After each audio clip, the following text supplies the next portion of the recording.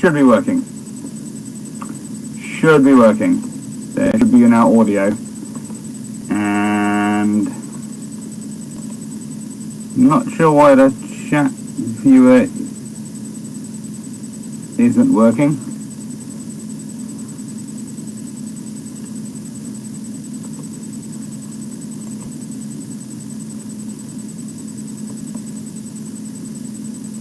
Give me a second. It's always a joy with software.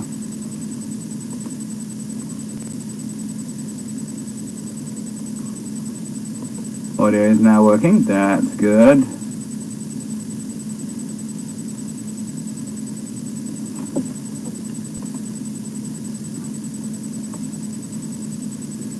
Right then, let's see. Yes, that's working.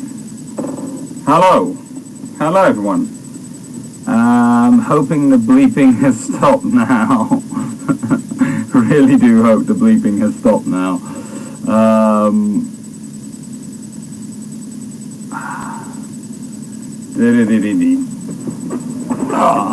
My audio is a bit weird.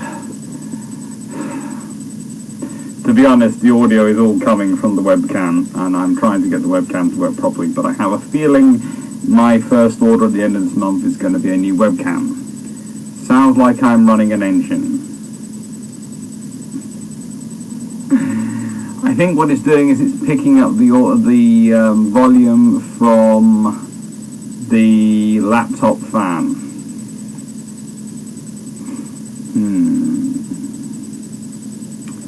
Interesting. Yep, that's what I'm thinking. And moves the webcam. So, apologies, the webcam is going to go mobile.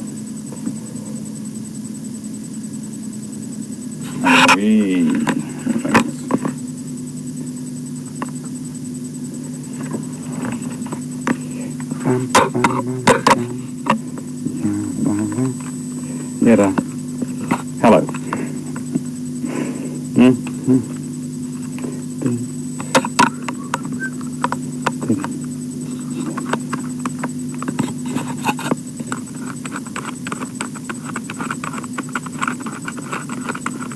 Luckily, I'm fairly good at the Heath Robertson approach to engineering.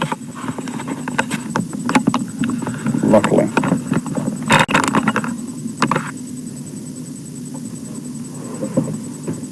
So, let's see, for starters.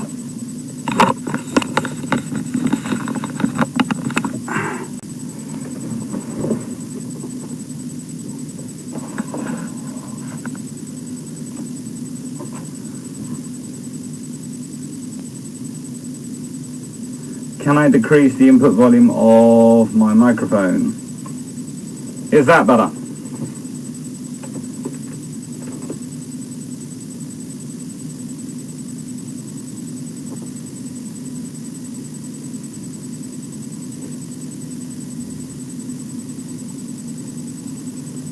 See if that works.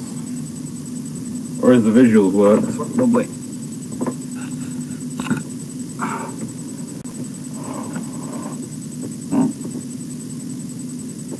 Not sure why.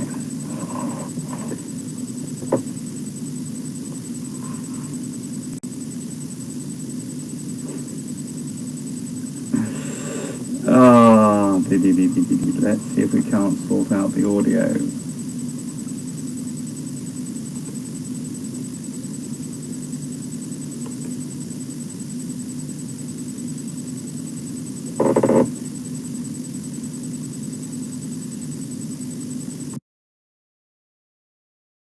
So, is that audio working okay? Is that audio better?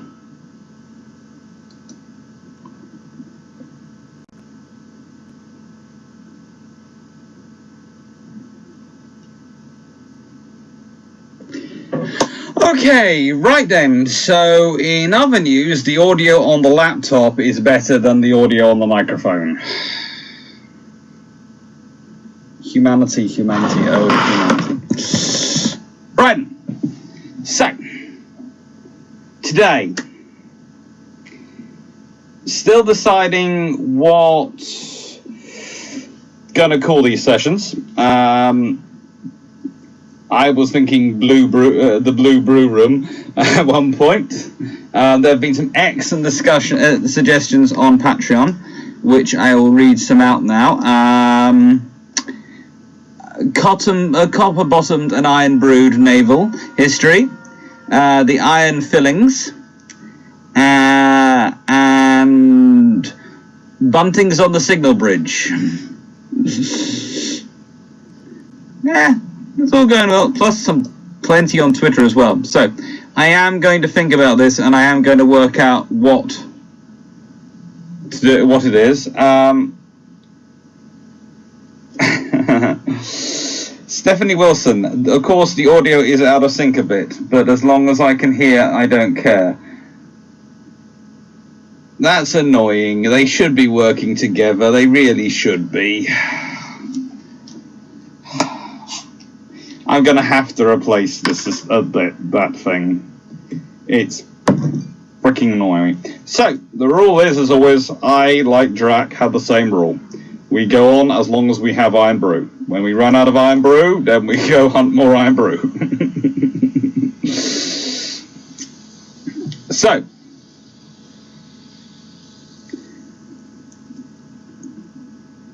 the books today. It's really not. That's the Iron Brew I have for today. Oh, you see. There you go.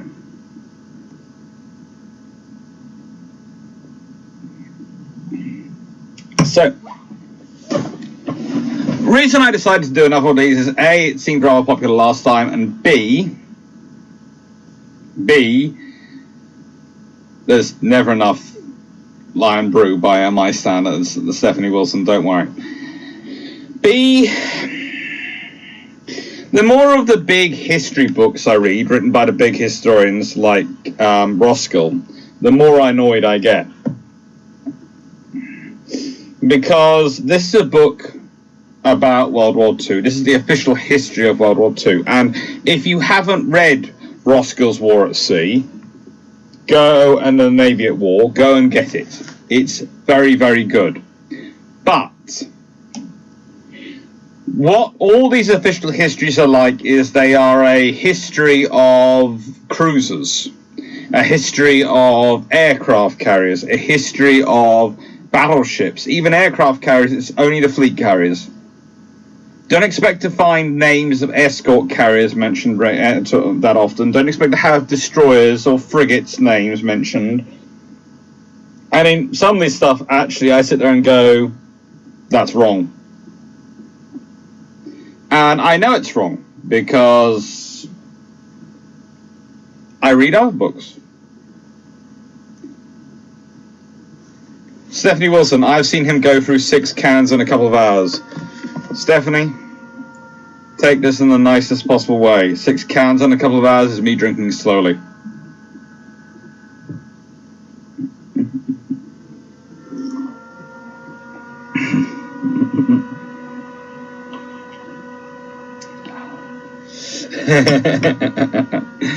Kevin, I always recommend getting Iron Brew shipped to you. Iron Brew is essential in life. Don't worry though. I have currently got, thanks to the lovely deliveryman arriving today, we now have this one, 16 litres of Iron Brew in stock. Kevin McTagg, do they sell kegs of Iron Brew? Yes. So, this is the other book. This is The Tribals by Martin H. Bryce, and this is where I get into trouble because academically this is a terrible book. Academically this has no references. Academically this has no citations. It's terrible. But as a history of the tribal class, this is one of the best books out there. So if you are interested at all in them, until my own comes out, in which case I'll of course be telling you my own's the best book out there. There you go. Martin H. Bryce. is the king. It is the best book. There are others which try, but none are quite as good as him, and none have things like this in it. There are specks on the horizon, as familiar as can be. T10 with his flotilla proceeding in from sea. Battle ensigns at all mastheads, an impressive sight to see. The Tartar with the 10th EF coming triumphantly. The pennants now come visible. 4-3, 5-1, 2-4. Tartar, Ashanti, and Huron. Astern there loom 5 more. Velasquez, Javelin, Haida, Pirun, and Eskimo. Bunting's on the signal bridge, Stoker's down below. Proceeding through the gate at last, they move more cautiously. The same old signal flying, act independently. We hope we'll always see you, not calling pennant free. The fighting tempts a lovely sight when coming in from sea. Now, that was the 10th Destroyer Flotilla, and if you want to get a free article to read on that, and what they were getting up to, it's this one. It's a good one. By Michael Whitby. And it's entitled Masters of the Channel Night, the 10th Destroyer Flotillas off Ildabats. 9th of June, 1944. They got into so many fights in April and June 1944, because this flotilla, their job was to clear out anything which could threaten the D-Day invasions.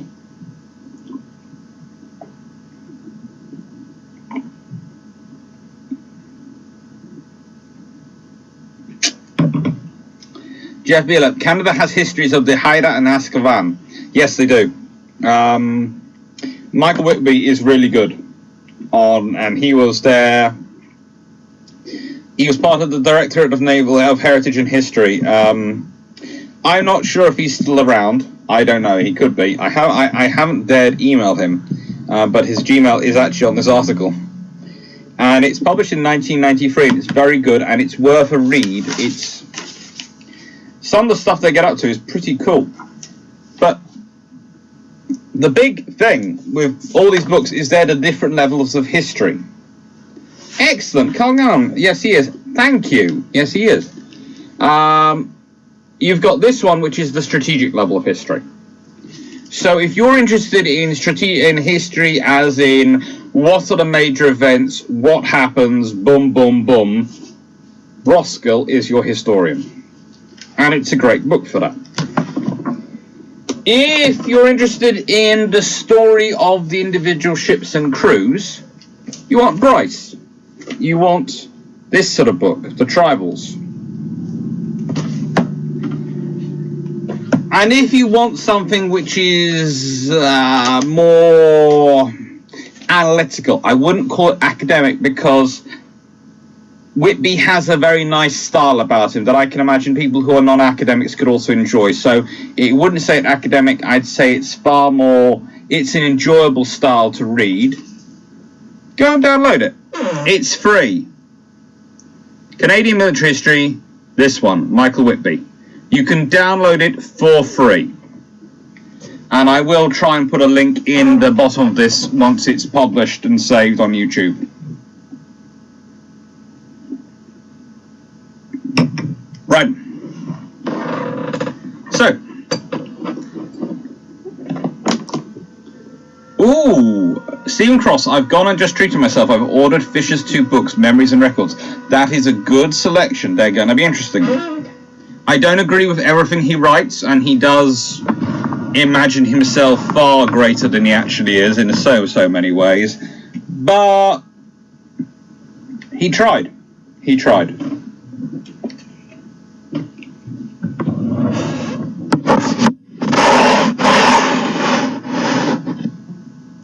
Right.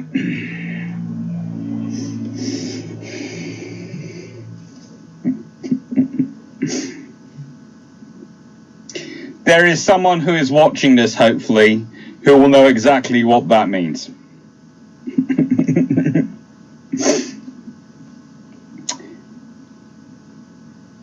Stephen Cross, he had an ego that could put MacArthur, Monty and Patton to shame, to be fair.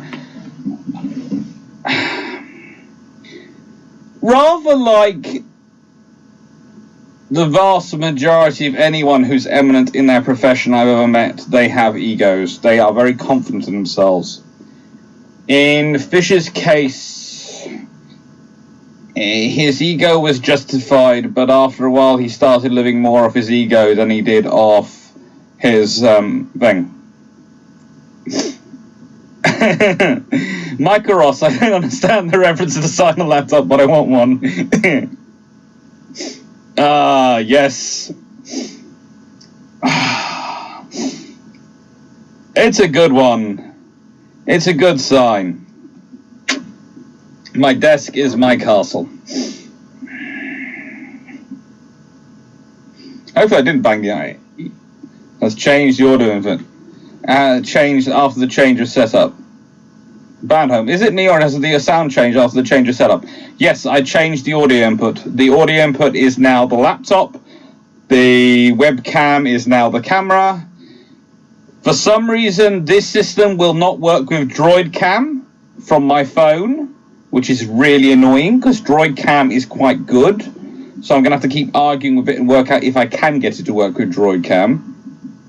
But, you know, if that doesn't and continues not to work, then I'm going to have to order a new webcam because, frankly, that thing is driving me up the blooming wall. It will be turned into the train watching webcam at some point when I have a computer with enough power to have both a train webcam running around in the corner and me talking. So,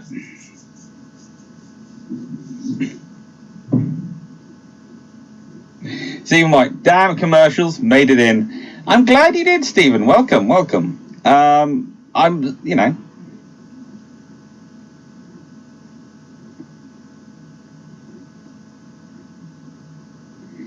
It's Francis' fault. It's totally worth looking out for interesting PDFs of studies and PhD works, or even finding military studies.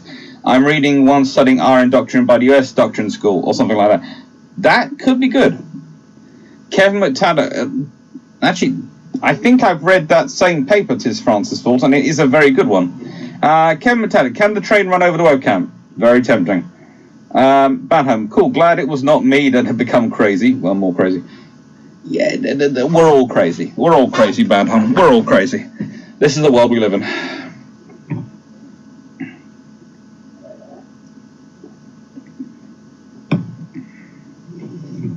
So,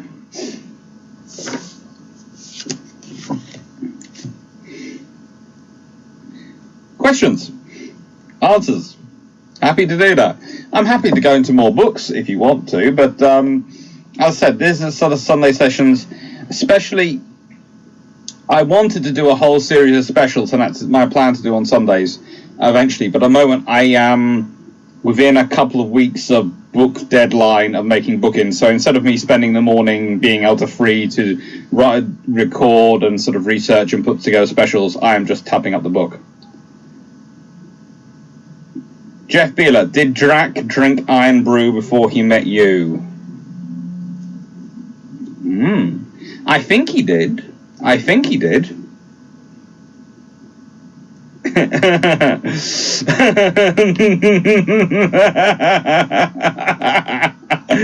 Sorry, Stephen White. Got to turn the sound down. You are blasting my little speakers, but good. Gonna hook you up my 10-inch woofers now. I am glad I am that enjoyable that I am making a 10-inch woofer work.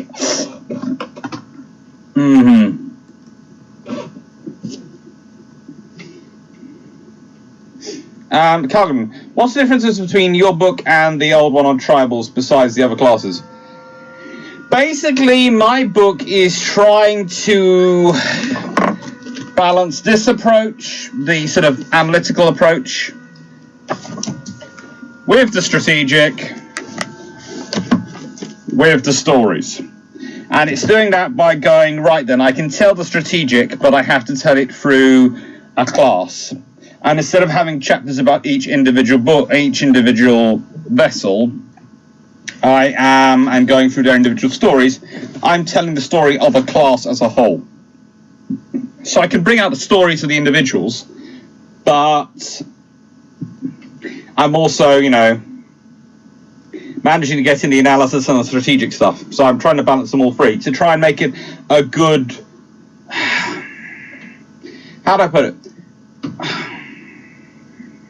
I didn't want to try and repeat Bryce, and that's not really my style, but I wanted to bring those stories in there, so I've used it as a source to try and track down some stories. But I did want to get into technical stuff, I wanted to get into strategic stuff, and I wanted to balance in the stories. So I've tried very much to make sure to meld of all three. Michael Rose, what's your opinion on Boyd's book, Royal Navy and Eastern Waters? My answer would be, you have all seen me have it up there for the last few weeks. Okay, factually, it's very good. Factually, it's got a lot of great facts in there. And I like Boyd. He's got a good writing style. It's not really... I don't really agree with some of the analysis, though. So it's one of those things. It's the scenario where I can respect the research, I can respect the work, and I'm happy to promote the book and say, go read it and draw your own opinions on it. But that doesn't mean I have to agree with everything in it. And actually, that's the way it should be. If a historian agrees with everything another historian says, then the question is, why are they actually doing the history? Jeff Beeler, John Jordan's French armoured cruisers looks good. I like how it finishes in Doctrine. Yes, it does look good. But Mr. Jordan does write good books. Although, again, this one, he and I would have some arguments over. But that's because, whilst I agree with a lot of it, I think when it comes to certain scenarios, he gets rather too wrapped up in what they're publicly saying. But all historians can do that. Badham, I know that you covered it on Twitter, but for others that haven't, could you go through why the cost of producing warships and the number of delays are so frequent today? Okay, well, so, when you're building a warship, and especially if you keep changing your ideas of what you want to be in that warship, it takes time. The most complicated thing you can do on a warship that you can change, in fact, the most complicated thing you can ever change on a warship is the electrics, because you have to get so much out and put it in. So really, the engines and everything stay pretty much the same. Usually the big ticket items stay the same in a ship's design once they're firmed up pretty early on. But if you want to delay a ship, you've got all the electronics and all those changes going back. But that's not the only cost. If you're looking at Britain, well, if you consider British design, we developed and designed the Type 45s. Now, the Type 45s, of course, famously are billion-pound destroyers. They're not actually. They cost about £480 million per unit to build. The rest of that £1 billion is actually research and development costs, coding, making sure the electronics work together, doing all the testing, all the stuff to make sure the Sea Viper and all the systems work together and will work in the system and developing it. Now, when that was originally worked out, they were planning on building 12. Okay, so they were going to build 12. So instead of that cost being spread out over 6 units, taking them up to £1 billion, it would have been 12 units, which would have gone down to roughly 250 to 300 million pounds per unit to build by the time you get to the last 3. So you would be talking an average price per unit across the entire force of about 700 million. That's a lot cheaper. That's 300 million per unit cheaper. That works out. But, you know, when you cut half, this is what happens. So that's basically a short thing. But building, if you want to keep production of ships cost effective and cheap, or rather sustainably, financially sustainable, you really need to keep a constant production line going. You need to keep a unit entering year. And the Royal Navy used to have a system where every year a warship was entering service. And because you have a warship coming online every year, you keep the yards with a constant flow of work. And if the yards have a constant flow of work, so instead of them doing lots of work issues and then nothing, and then lots of work issues and then nothing, then, and you can even that out, you also even out their costs because they don't keep training, firing people. It's just a waste of money. Thank you, Stephen Cross. Let's get some more likes on the vid, folks. Yes, and thank you to everyone who's following me. I'm now up to, I think, 2164 subscribers. I seriously don't know how that's happened, but thank you to everyone who has. Thank you to all the Patreons, because that's really, really cool of you. Thank you to everyone who does super chats. It's really, really kind of you. And I'm sorry there are so many adverts. I am trying to work with YouTube to make that more organized. I had it set up on the auto setting and that just has gone nuts. So I will I work through that, try and work it down and work out what best works for the site. Alexander James Pickering. How influential was the Admiralty in formation of the Anglo-Japanese alliance Entente Cordial? Was it primarily the Foreign Office which framed the negotiations? No, it was the Admiralty. By a long way. The Admiralty were the ones keen on it, and they were actually keen on it for two reasons. One, the Japanese were buying a whole load of British naval equipment, and two, they wanted to keep France and Russia guessing. And basically, the way the agreement was set up, if Japan picked a fight with Russia, we were fine, because we would only get involved if France got involved. So if Japan ended up fighting France and Russia, we would get involved. If we ended up fighting France and Russia, Japan would get involved. So Russia could never afford to ignore its back door, because it would get the Japanese coming and knocking on their door. And, it works quite well. There was a lot of people very keen on that idea.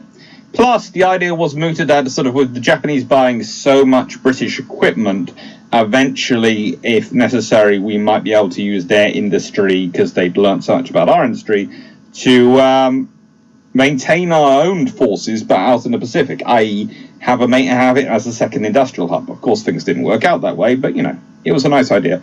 And the idea was also that we would help them become a fellow island monarchy democracy of some kind. This wasn't in a particularly benevolent fashion, because it was felt that such a scenario, producing such a similar nation to our own, would no doubt produce a good and loyal friend on the other side of the world, which would help maintain empire and help our strategic security. Didn't work out that way, but it was a nice idea.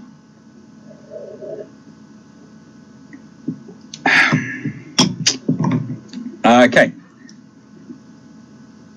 Carl Gannon, are you covering Australian Canadian ships? Nope, I'm not in much in my book. My book's focusing mainly on the Royal Navy ships. I hope to be able to, if it sells enough and it does enough, to be able to go and focus a bit on the Australian Canadian ships, but also it's in many ways it's a product of the sources I was able to get at. I didn't want to do one heavily focusing on Canadian on Australian ships when I couldn't go and visit HMCS Hyder and I couldn't go and visit HMS Vampire.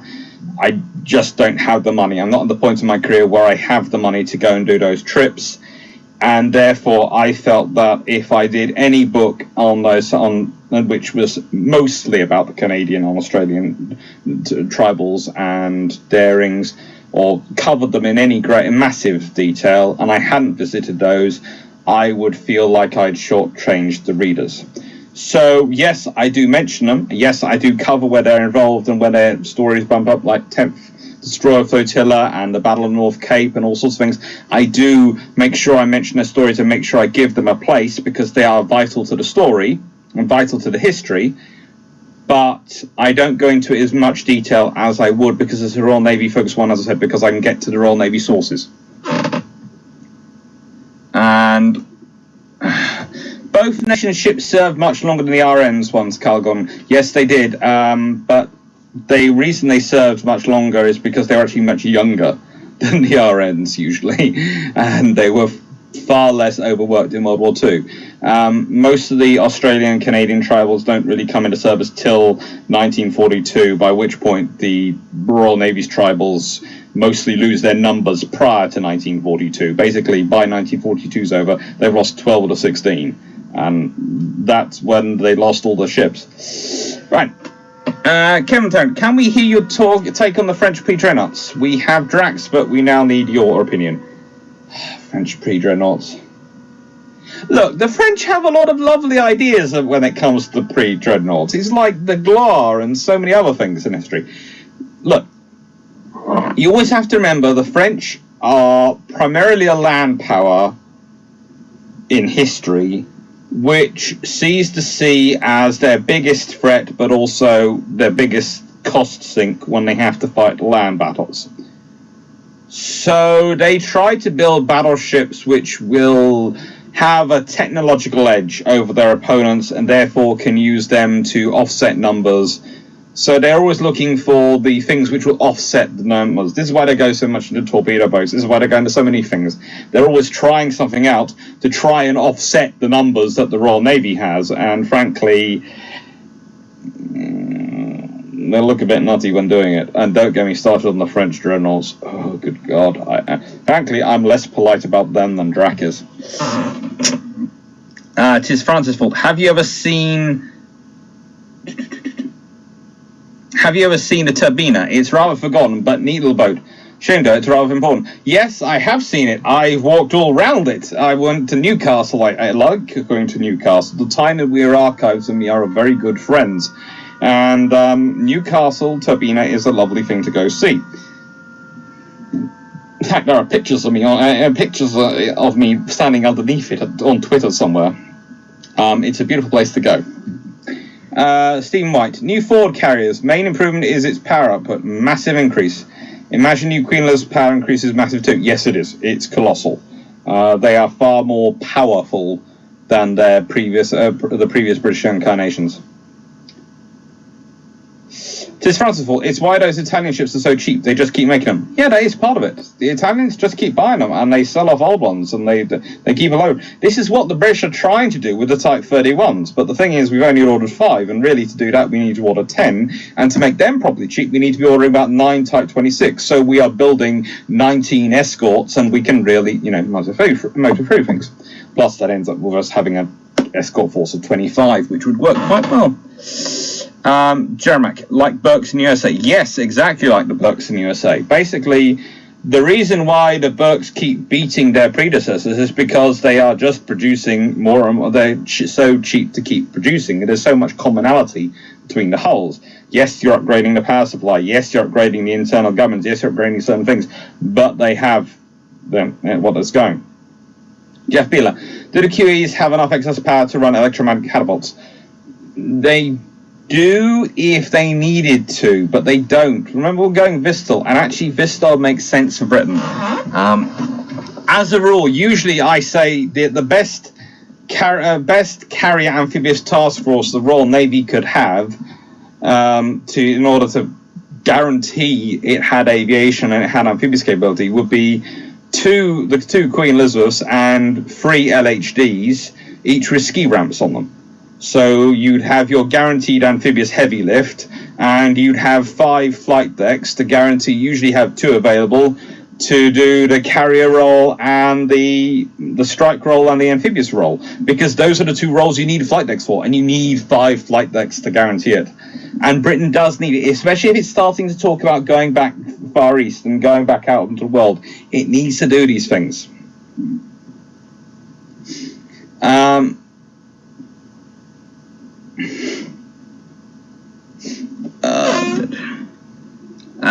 These notes. What, in your opinion, is the best pre-dreadnought battleship, aka stuff like the Kismet ironclads? Oh, pre-dreadnoughts.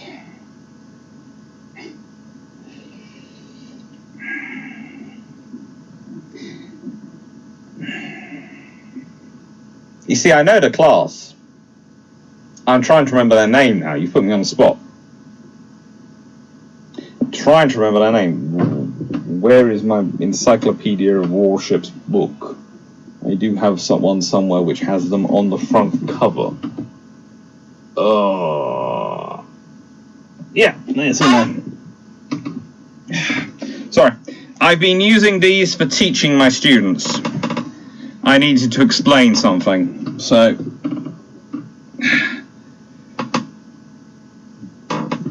they all gotten brought out. You don't want to ask what. My favourite pre-dreadnought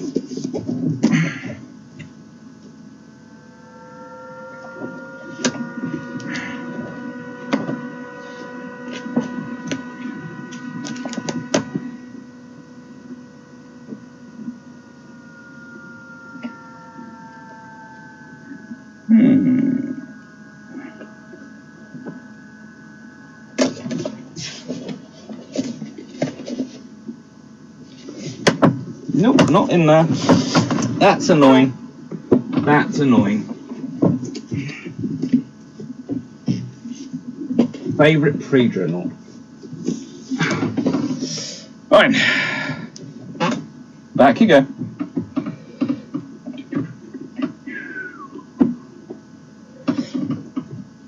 You lot down there and we'll sort you out in a second. Favorite pre-dreadnought.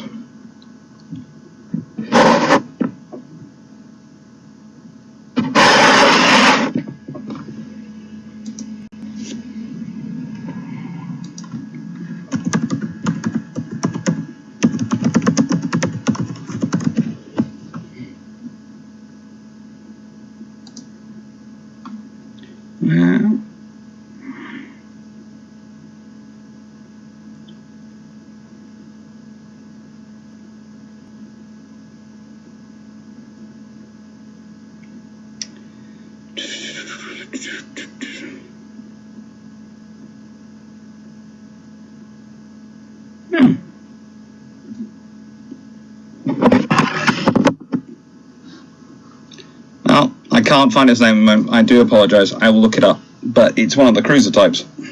Actually, I prefer pre-dreadnought. That's what I tend to like. You know, I tend to like cruisers more than I do battleships. It gets me into trouble, and it's one of the cruiser types, and I cannot find his name. I can find all sorts of pictures of the class, but I can't find the class names around me at the moment. It's annoying. Oh well.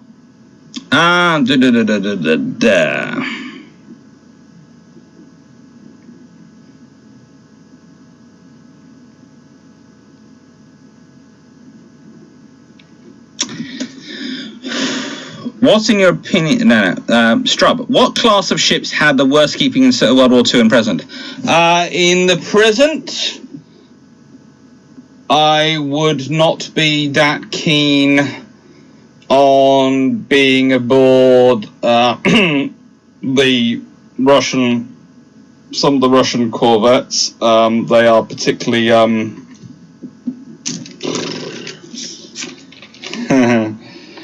definitely. Oh no. Oh, actually no. The baby Chinese corvette is particularly fun. Oh, I think that's a Type 41s? I'm not sure. I could be completely wrong on their numbers. I get my Chinese numbers sometimes the wrong way around. I have fun with their destroyers. Their 52A, B, I, C, and all the other things. But no, their little Chinese corvettes go... And actually there's a picture of one in a storm which is shaking so hard I think its gun's going to fall off. Worst seakeeping in World War II? Do not get aboard a Flower class corvette. No, actually no, not that. No, they're okay. Castle class corvettes got pretty drenched. But no, worst seakeeping in World War II has got to go to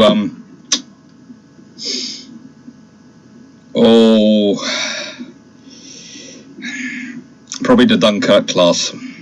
Probably the Dunkirk class for size. Their seakeeping was nuts. Okay. Right then. Stephen White. Brits pioneered catapult tech. Why they stop using them? Because we only have 2 aircraft carriers, and we even had that. We had smaller ones before this, and it's frankly it made sense. But we also pioneered pre-catapult tech, so we've basically regressed, but we're still making it work. Honestly, there's a lot of costs which come from operating a carrier capability. You can either do the French model, which is basically to depend upon a lot of the American infrastructure to make it work, or you can try the British model, which is to use a lot of American technology, but you can have it designed in a way your infrastructure can sustain it. That's your pick if you're a Western nation, really. You can either use American infrastructure or American tech.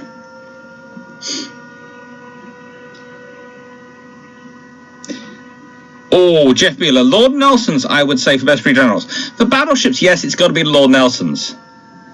But I prefer the cruisers. Some of the cruisers, I mean, you must remember the cruisers in the pre-drone age were as big as the battleships. They were cool.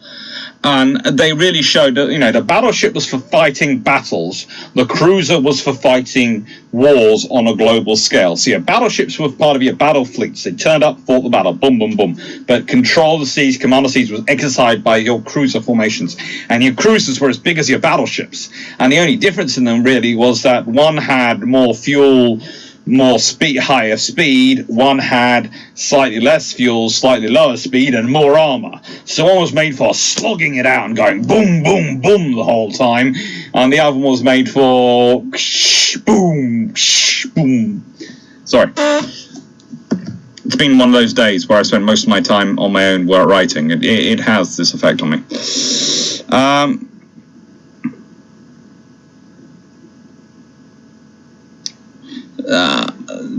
These notes. I mean the ships before the pre-dreadnoughts. Oh, well, I'd say the Leander class cruisers were pretty good. I've been doing a lot of reading about them, and I quite like them.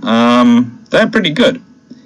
Palager, any books about RN torpedoes you can recommend? Development in technology during interwar period. Advancements in salvo calculation tactics. It's been a big topic so far. I can't find any good ones.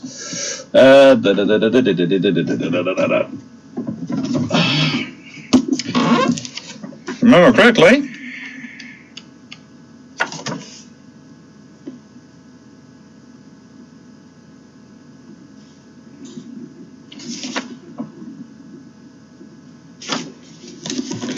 Yep.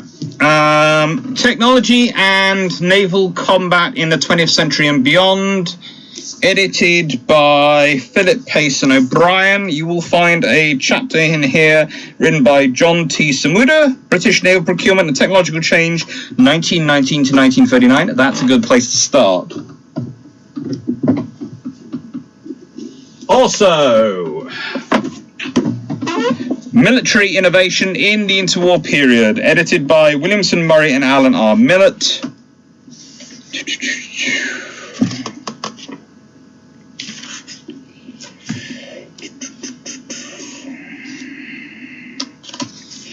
Innovation Ignored, the submarine problem, Germany, Britain and the United States, 1919 to 1939, written by Holger H. Herwig. And Patterns of Military Innovation in the Interwar Period, written by Alan R. Millett. All good.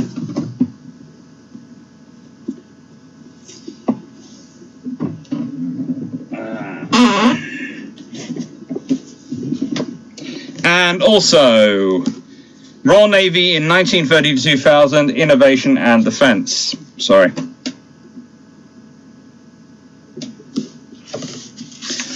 And edited by Richard Harding. And you will find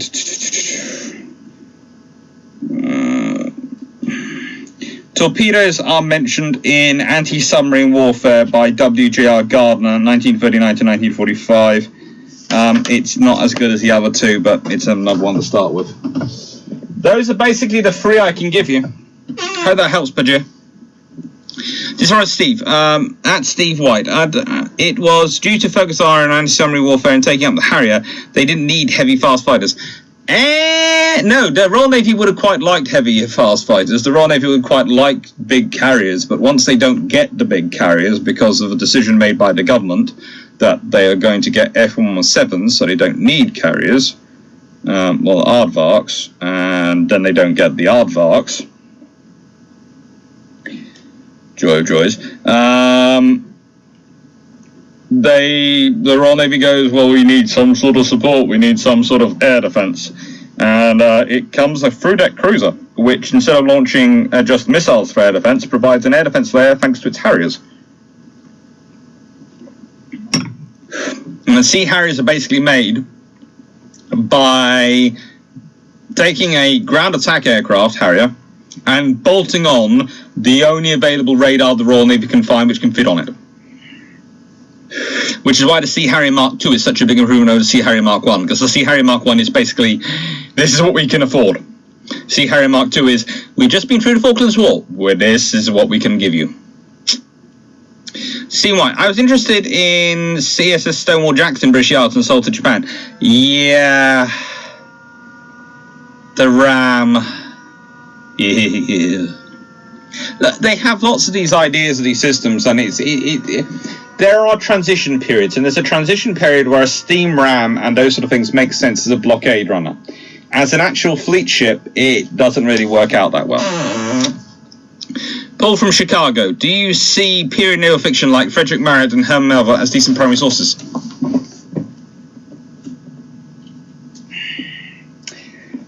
Technically, the academic in me says no, because I can't use them as reference sources. However, I do like to use them as sources of quotes and things I can use to set the scene. So I use them as contextual sources rather than strictly primary or secondary sources. And I think that way you can get away with that. As contextual sources, they are very good. Strub, is HMS Warrior the most revolutionary in history? HMS Warrior is really not revolutionary. She is a revolution, but she's not revolutionary to ship herself. She just has the epitome of all the little improvements that have been going on bit by bit in all the other ships built before then, and then she's built, and she's good. And she's lovely. And she's preserved.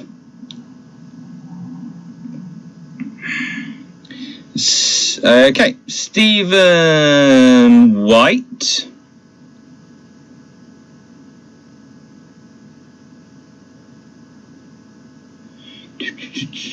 On my Navy trip years ago, I watched the positioning of Spruance class DDD US Constitution jointly fueled from aviation tank. Interesting. Right. Bad home. How come the British often had more explosive power in their shells than others? Like 120mm shell had the same HE capability as the US 5-inch shell, because of the way the British designed their shells and also the explosives the British tended to use. So the British tended to focus and shape and add in as much as they can. And also, you know, you can work out things. It's amazing. Depends how thick your casing is going to be and what you're going to be using your shell for. So that has the impact. Plus,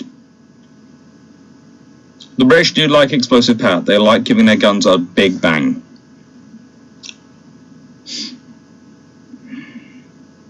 It's France's fault. Yeah, I really like that the one built for the CSA sold to Japan with the big old Armstrong gun in the front. The first all-forward big gunship?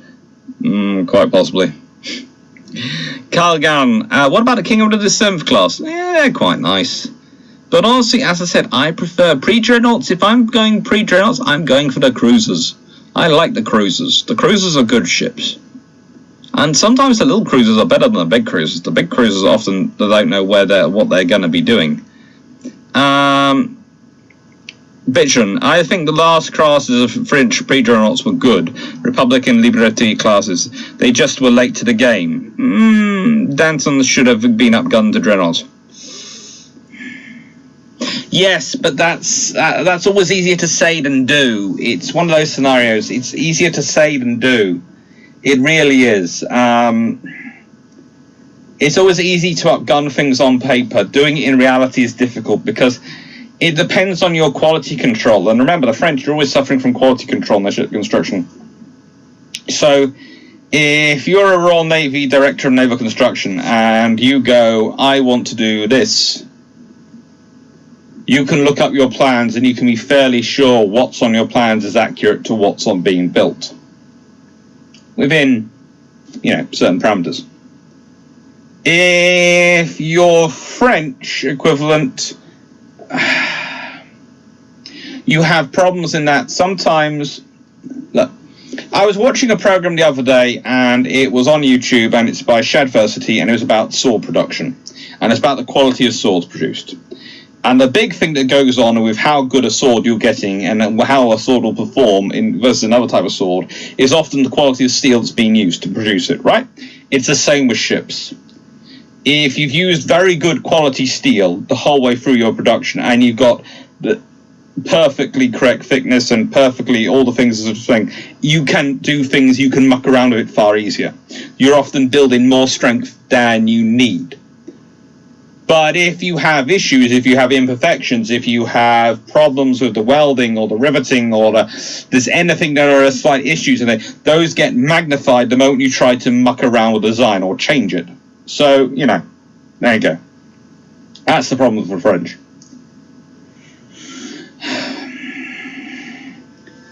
Carl Yang, the flowers are pretty wet. Yes, but the flowers were pretty much trawlers, so, you know, I'm being nice to them. These notes, the Dantons couldn't be converted to dreadnoughts. The amount of work required would have been more expensive than just scrapping building it. Yeah, that's basically as I was saying.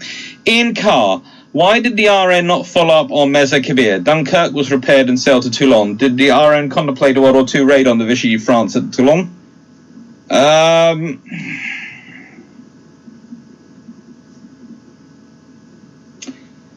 They basically did what they needed to do. And by the time Dunkirk was moving around, all these things were getting out and moving around, they pretty much knew what they needed to. How to put it? They let it get through because they felt it was better if it was bottled up in there than out here. And that's the thing. That's the whole point with Meza Kabirs and all these things. It's to stop the French getting elsewhere, basically. But the British didn't like it, and arguably that's the beginning of Somerville starting to blunt as a instrument, because he doesn't like doing it. Honestly, it was a distasteful but necessary task, and I think honestly the Royal Navy should have picked a more. Somerville's the guy on the spot. But honestly, Cunningham or several other officers who could have been picked were far more able to do that sort of thing without it less affecting them.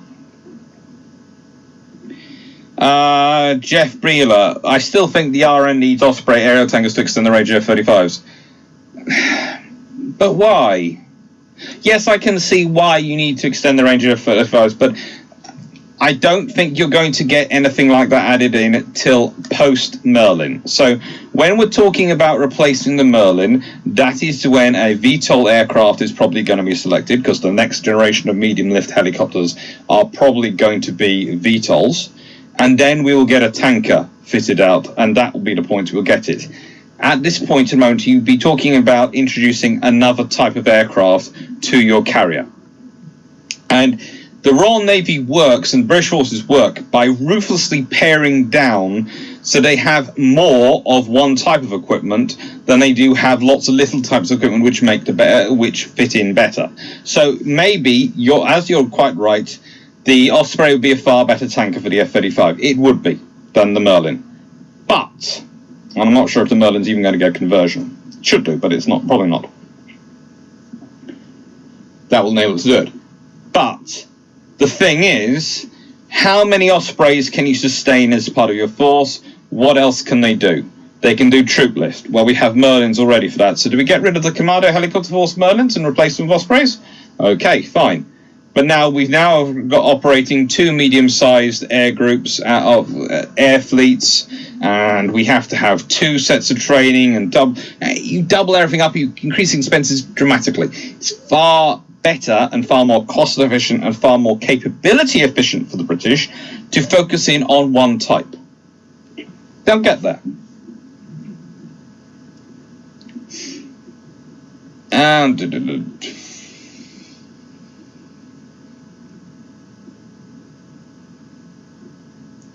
Steam White, Spruance over 8,000 tons DD, it's sort of bigger than any Fletcher, and Burke's almost 7,000 ton, bigger than World War II. I think Burke's are bigger than 7,000 tons. From memory, Burke's are much bigger than 7,000 tons. You are getting pretty much into heavy cruiser territory. Steam Cross, question regarding the Washington Navy treaties. The G3 class, missed opportunity, or thank God we didn't? Okay. Thank God we didn't, is my personal view on them. I understand, and I know Drac is a big fan of them, and I do understand why he's such a fan of them, and they do have a lot of great potential. But saying that, I think the Royal Navy could have designed a better class of battleship at the time. That would have definitely been far easier to upgrade as time went on, because whatever you build at that time is going to have to be upgraded before World War II. In the nicest way, the Royal Navy does a major refit every 5 to 6, if not years, on most of its major warships.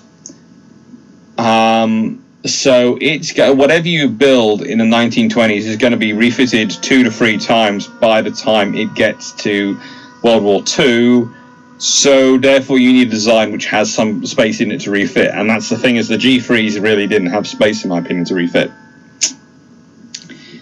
Strub, will you ever do a deep dive on the Battle Atlantic US tactics versus British? Yeah, I might do. I've just put up the June list. June is starting to go up, and I'm going to put up their list on here, the videos on YouTube, so you know when they're coming, but yeah, I might add something like that into July. It could be fun.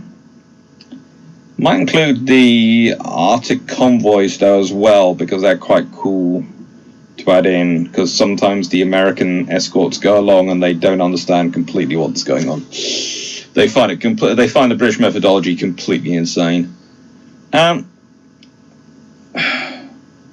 Bidgeron, U.S. Navy likely being better off with armored cruisers like New York and Brooklyn than battleships in the Spanish-American War of 1898. Battleships' main guns fired too slowly to hit anything.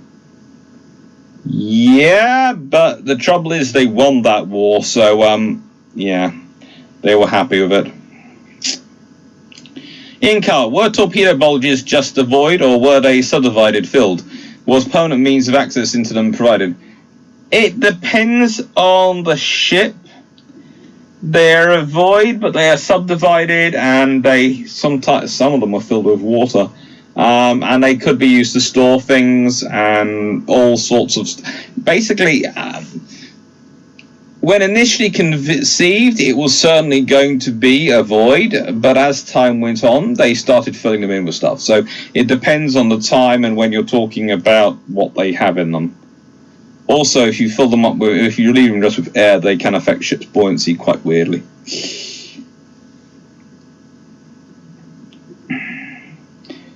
These, what do you think a modern Washington naval treaty would look like? Well, I'd say the modern Washington treaties are the START treaties, the Strategic Arms Limitation treaties. You know, that's what Washington, that's what naval treaties were. They were limitations of strategic weapons.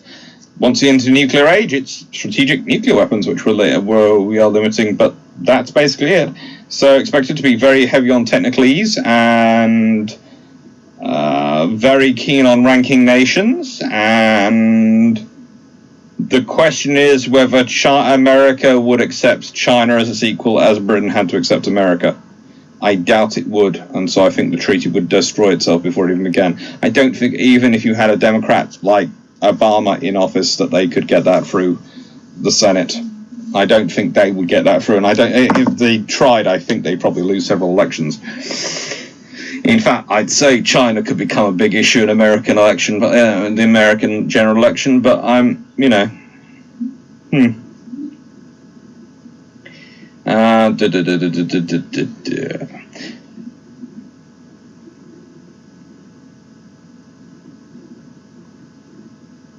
Ooh, good lord.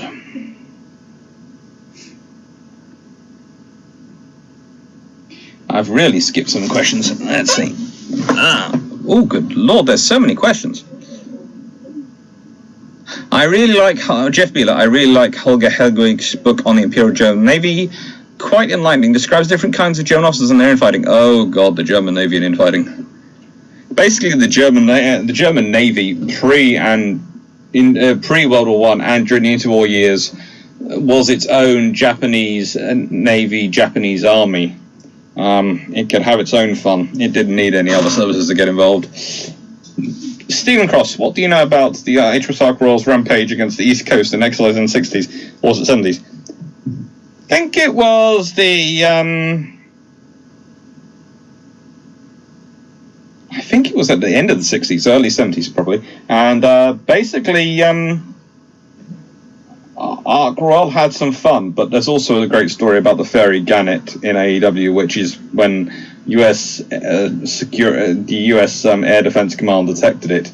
They sent up a pilot to look at it, and he comes across this aircraft flying. It looks ancient. There's smoke coming out and all these sort of things. And the pilot is reading a book. And when he's asked what he's found by Air Defense Command, he states, I think I found God. Right. Vice Admiral Nelson, thank you, sir. Or is that by any chance Kate Jameson? I'm never quite sure. It could be her. Or it could be Vice Admiral Nelson, in which case, thank you, sir. For the Royal Navy, who was the greater threat? The Spanish Armada, the French Navy in the War of Independence, and the German Navy in World War One? Spanish Armada. Spanish Armada. The French Navy in the War of Independence were an annoyance, and that meant the Royal Navy couldn't really commit to fighting the Americans, and the Army were left to fight the war themselves, and they mucked it up. The German Navy in World War One, there's always the Grand Fleet, and in the nicest way, if the Germans by that point, there was so much radio and other intelligence going around that the Royal Navy could usually predict when they were coming to sea. Ian Carr, when was HMS Repulse due for a late 1930s rebuild? Was this delayed because of the war, and would this have been along the lines of Renown? It would have been along the lines of Renown. After all, the Renown refit had worked so well, and I think it was supposed to be 1939. And, well, for some reason, the Royal Navy decided not to send its capital ship in for a refit. Probably should have done, considering how long the war went, but, you know, and what happened to her.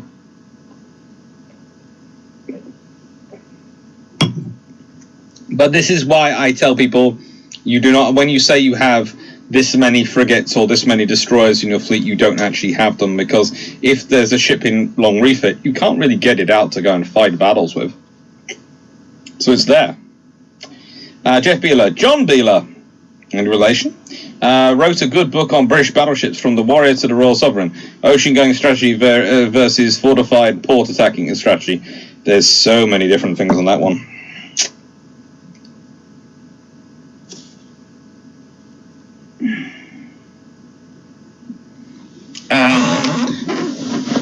SKR, a lot of sources describe the IJN ships as essentially deeply flawed. As a major power, I think they must have had a point. Can you recommend a more neutral source to help understand the IJN? The IJN ships weren't deeply flawed. The IJN ships were designed to fight in the Pacific, and for the IJN's idea of how to fight in the Pacific.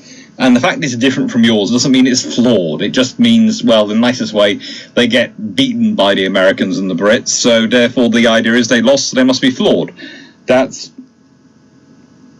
a hogwash. They get beaten by the Americans because the Americans have more and the Americans have luck. And frankly, the Japanese have neither, and the Japanese also, their command structure goes to pot. A decent book. It's in the crate. I have got one, but it's in the crate, and I cannot remember its name for the life of me. And at the moment, I have managed to do my shouldering this weekend, which is why this stuff is not far away, deep heat. So I won't go get it out, but I will next Sunday. I will have got it out, and I will have all my Japanese books sitting where currently the empty box of Chopin's is. Okay, SKR. So next Sunday, they will be here, and I will go through all my Japanese books. So next Sunday's one looks like it's going to be Japan themed. Kargan, what are your thoughts on the Russian Slava-class cruisers? Well, if you want to cram that many missiles into that size hull, that's what you got to go. They're fairly good ships for what they wanted them to do.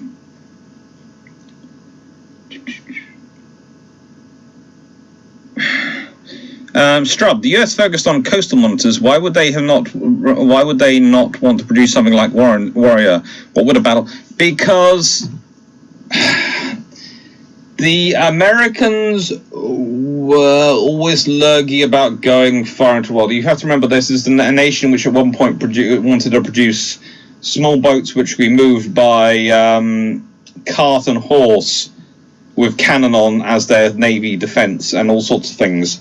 The US has a bit of a weird relationship with its navy in its early days, and even to this day has a bit of a weird relationship with them. But they do love them more than they used to.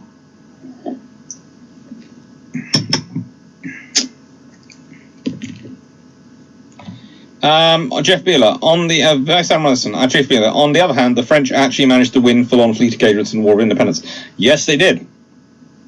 But they won them, but they didn't win all of them, and at that point there was actually quite a large army in the UK, and it was quite a large military force.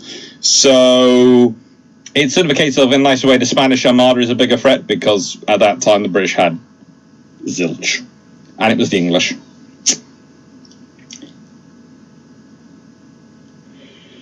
Warrior versus CSS Virginia. I'm sorry, I'm going to go for Warrior. But honestly, I think she'd probably just lure Virginia out into deeper water and let the waves sink her rather than try and do much to herself. Kevin McTaggart. I think F-35s can refill other F-35s, or at least for a little while. I think the US currently does this. Yes, they can. So, Jeff Beeler, good point. Merlins are ASW and troop carriers and AEW, so they are a triple threat. That's the thing. If we are going to put another thing onto the carrier, it needs to replace all those 3 missions as well as providing the tanker, which is why I say look to the next generation of VTOLs, the ones coming on behind the Osprey, and there are some quite good chances amongst them.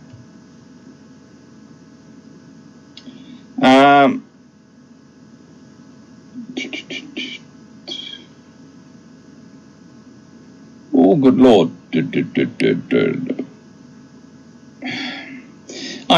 Stephen White, I know conformal tanks on Super 18 or Super Hornets and their function as tankers for now. I don't know how about F-35s have conformal tanks, or even F-35s can take external tanks, and more than likely, if they have an external tank fitted, they'll just drop it when they get closer to engagement. Okay, that's what you have for your stealth, and then you hope there's a tank around. It's Francis' fault. Speaking of the Queen Elizabeth class, was it a mistake not to build with catapultability from the get-go? No. No, honestly, no. As I said before, for Britain, the best thing to go would be 2 Queens and 3 LHDs with ski ramps, and then you'd have 5 ships, and you could use the same air group from all of them, rather than having 2 which were catapult and 3 which were something else, or just 2 which are catapult, because that's the expense.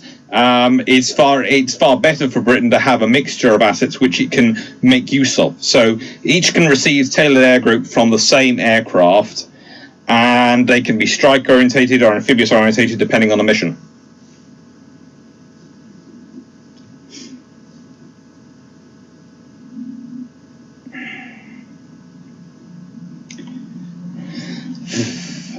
Jeff Beeler, just trying to follow. I think the RAF wanted Bs or As rather than Cs for efficiency reasons.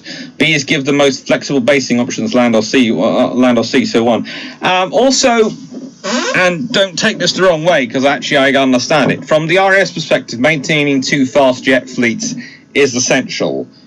If you have Cs, or the Cs, if you buy all Cs and you have catapult carriers, why do you maintain the Eurofighter fleet? They're good air defense aircraft, and there is also good reasons for them. But why do you maintain a fleet of aircraft you can't use from an aircraft carrier, and a fleet of aircraft you can use from an aircraft carrier, which actually have similar operating parameters on land? I.e., they both require large airfields. You can't make the difference you can't differentiate between them enough to make the case that you need to retain both air fleets. And with the modern treasury the British forces have to deal with, you can understand the RAF being keen on the B. But as I said, the Royal Navy are also keen on the B because, as I said, LHD with ski ramps plus Queen Elizabeth's equal 5 ships which can take this thing. right.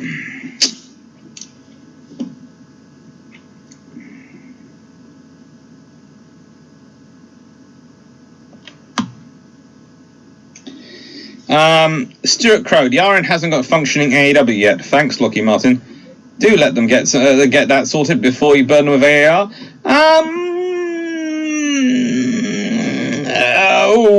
Functioning AAW yet.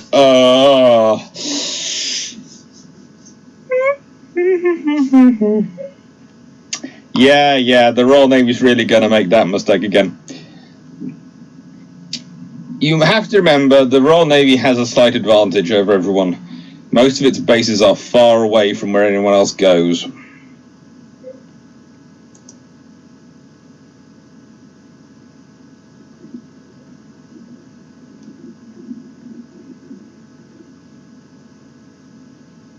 Good Lord, I think I've managed to make it down to the question.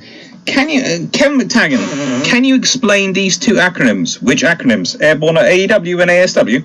Or AAW? AR. Okay, AAR is air-to-air refueling. AEW is airborne early warning. ASW is anti-submarine warfare. ASUW is anti-surface warfare. Yeah, it's the fun times. You do have all these things going through, the different systems. And we tend to start talking in jargon and standardization. It's like I have fun with some colleagues who still use, well, I don't mind, I will work either. There are people who work before Christ and after Domino, BC and AD, and there are people who work in before Common Era, BCE, and I think it's the CE, Common Era. But still, we all have them.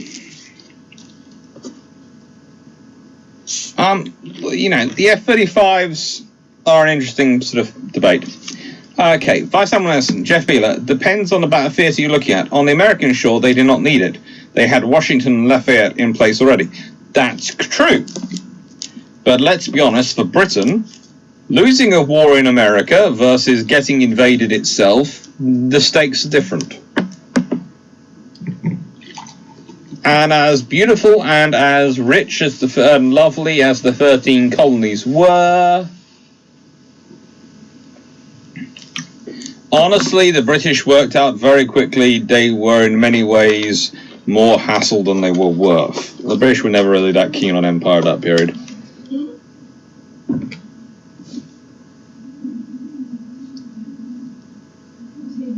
It is France's fault not to harp on about it, but lacking catapults do limit international use. Only Vitals can use them, freezing our allies, i.e. France. I suppose this was considered and ruled not significant enough. Also, you've literally just named the only ally other than America who has catapult aircraft. The Spanish, the Italians, everyone else. Everyone else has,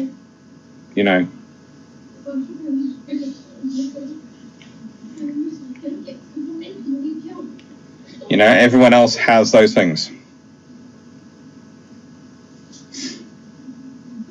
So that's a lot of allies who can abuse it. That's a lot of allies who can make use.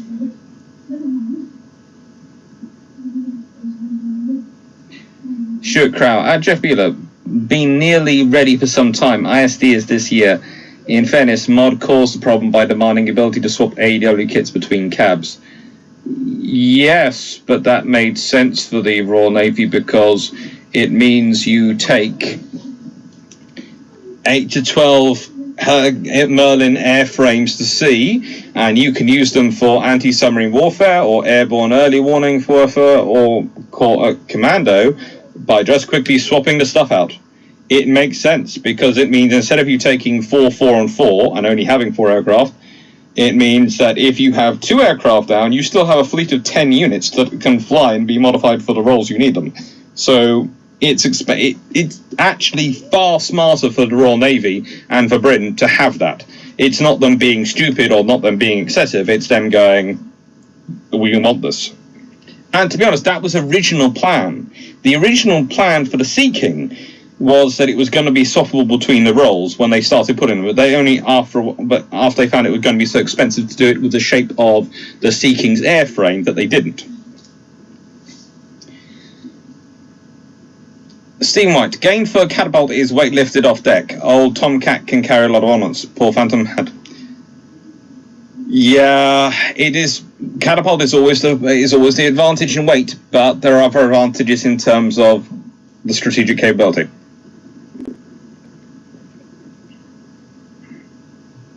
Strob, can you explain why so many different services operated landcraft are not made one responsible for them all? Recruitment. You needed a huge number of people, all with inshore boat skills, and frankly, if you made one service responsible for them all, you'd either have to transfer everyone from other services into them. It was just easier in the end. Believe it or not, once you're dealing with that volume, you're just easier to let the Coast Guard involved and other services involved. There's a good stat in here.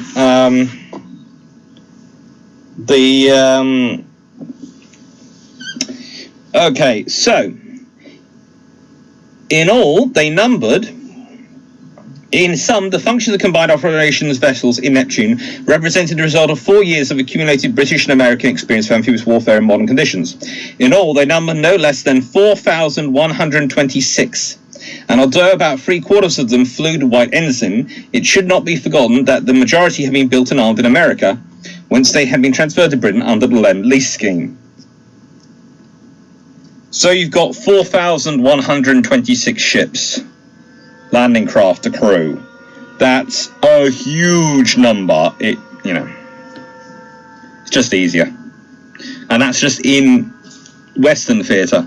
You've then got the same number over the other side of in the Pacific for the American Navy, for the operations they're conducting over there, and you've got others around the world. You are talking thousands upon thousands of units. Okay.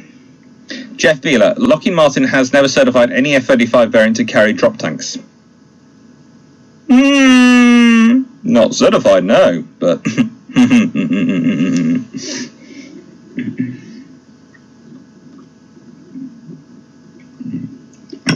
It's one of those things.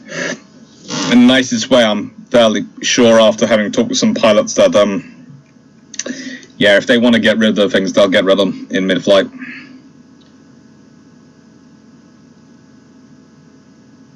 Strub, speaking about swapping modules with the LCS idea, will the LCS idea ever work? Well, here's the thing. The LCS idea does work, but you're talking about the Danish Navy and you're talking about the Standflex system. That works great.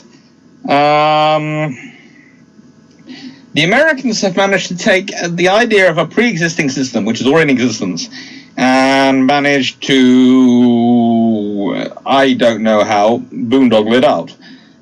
There are reasons for it. They were looking for higher specs and everything. They were looking for perfection.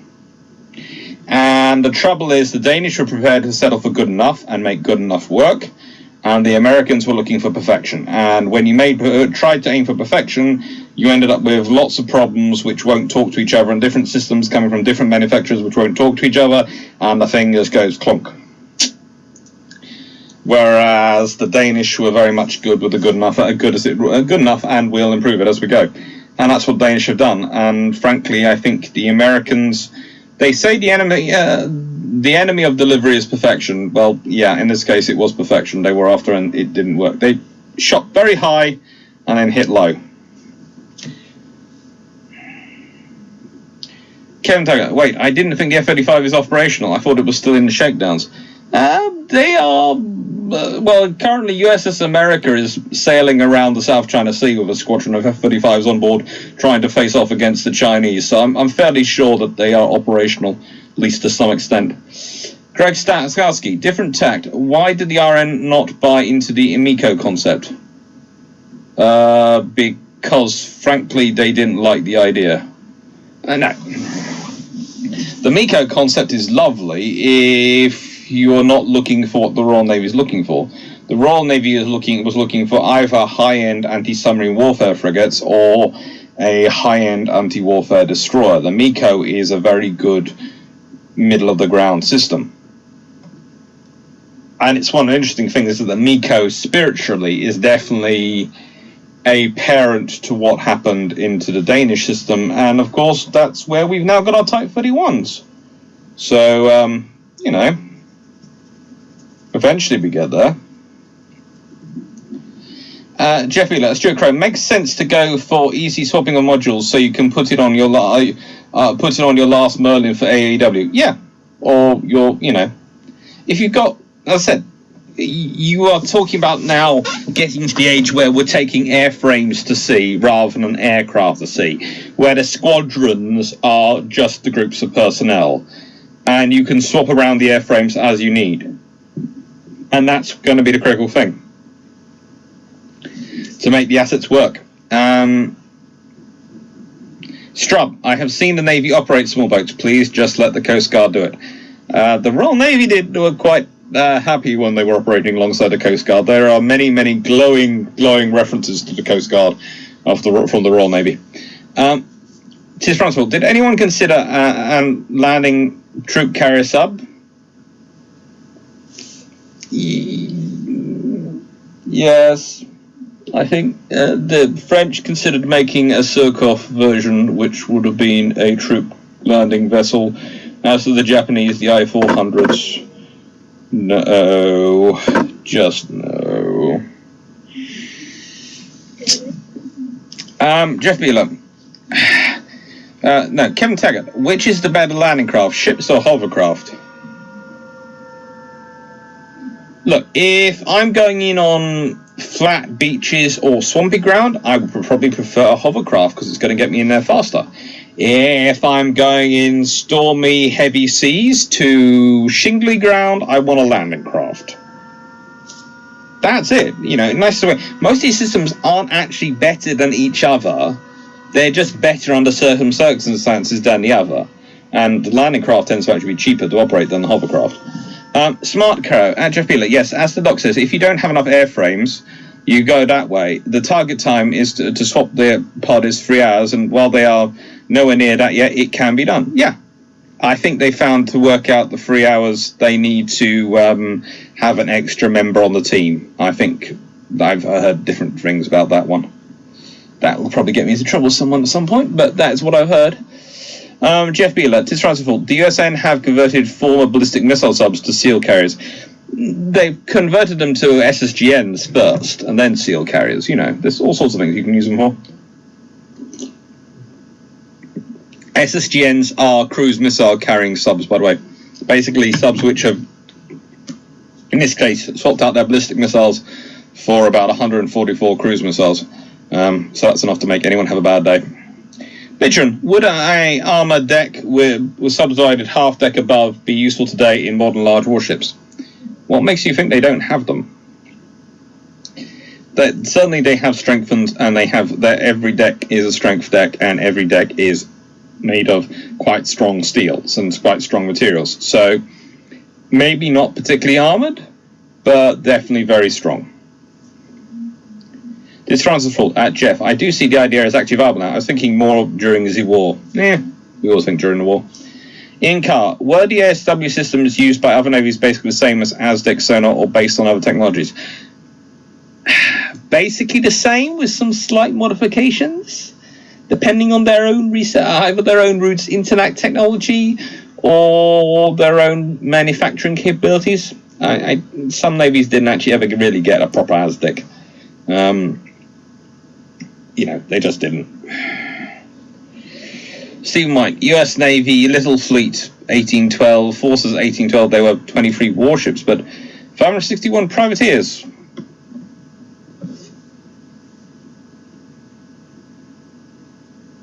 Yeah, that's roughly about right. Yeah, 560 guns. USN had over 2,500 guns of the privateers. And that's the saltwater only. Yeah, there's so many issues. D's Newts, what's your favourite landship tank? Cromwell. I like the Cromwells. Although, if I'm post-World War II, I'm probably in a Centurion. Quite like those. Chieftain is my favourite of the later tanks. Actually, first vehicle I ever drove was a Chieftain main battle tank. Fun times. I was much younger than I am now. Jeff Beeler, is it true the British battlecruisers have one less strength deck than battleship designs? Read in an old book on the hood. Also mentioned Vanguard was never fully operational, just a yacht trainer. Your Vanguard was operational. She was never really used on operations, but she was operational. And actually, she did get involved in certain incidents. The Royal Navy did use her, but really, by the time Vanguard was popular, she was being used more as a heavy cruiser than a battleship. A very heavy cruiser, I suppose. And as for the battlecruisers having one less strength deck than battleship designs, not really. They probably had... It's going to sound strange. The battleships tend to have more distributed layers of armor and had more armor around various things. So if you're talking about a thick strength deck rather than a strength deck, yes, probably they do have more. But, you know...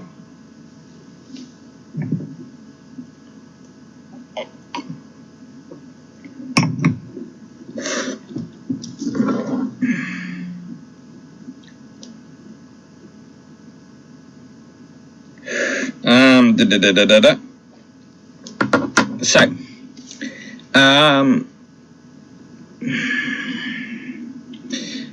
the first Bicheron, the first lieutenant on an RN ship 1850 to 1950 is the XO, correct? Did USN and France use executive officer instead of the same time, 1850 to 1950? Okay, on a submarine they're usually called the Jimmy. Interestingly enough, on destroyers there have been various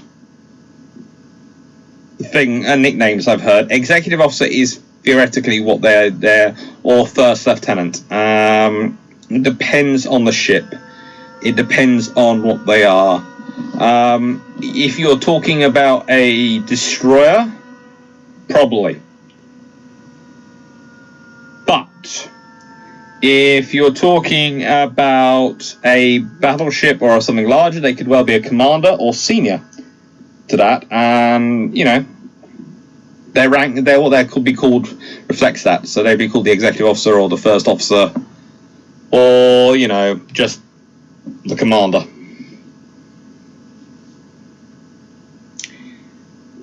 These newts, will there ever be an HMS rearguard? I hope not.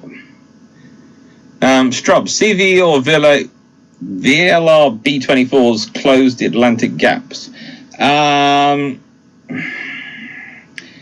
So very long-range B-24s are critical. They are really, really useful, but CVs are what I would put the money on.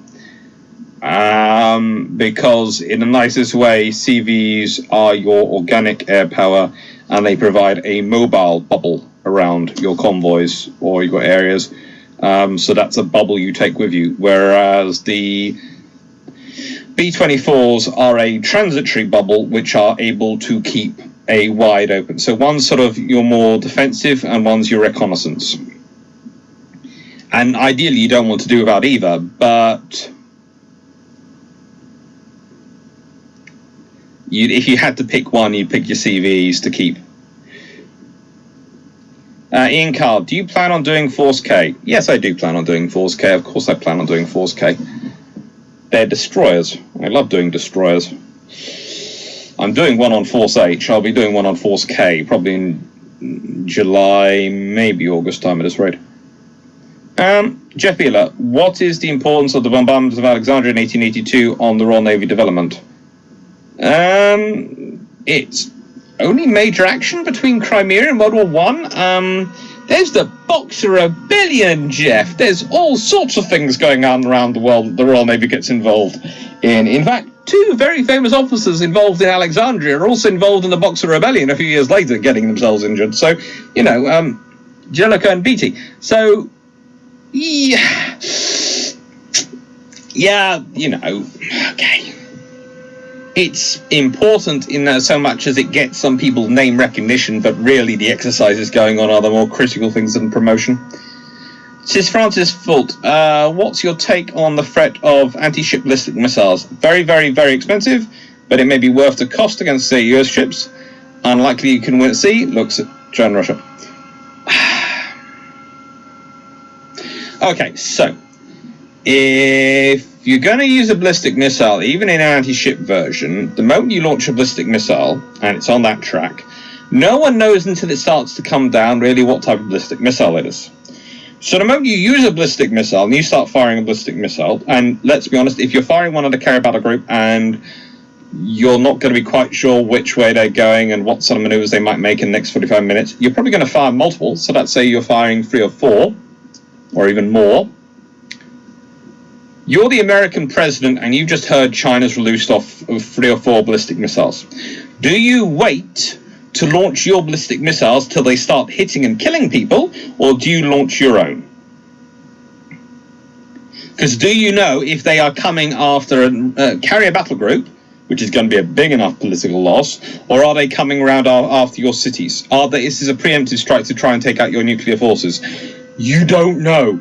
The moment you launch a ballistic missile, it's like the moment you start using hypersonic missiles, you're using something really so advanced, so capable, you're causing trouble. You are going to open a can of worms. Ballistic missiles far more than hypersonic missiles in that they go up, come down, big bomb, usually. And again, that's another thing. If you're using ballistic missiles, what kind of warhead are you using on them, the threat initiate capability? What are you going to be doing? Just the ballistic missiles, I can see why China's built them, because they are very useful as a threat. They're very useful as something which is going to force the Americans to spend a lot of money working out how to counter. But actually using them is another thing to do.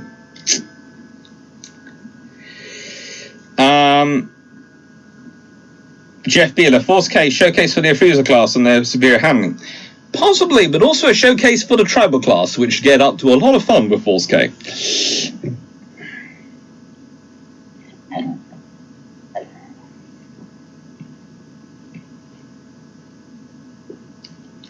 Stephen White, 600-mile defensive circle for US carrier groups. Is that still viable with newer exocets and others?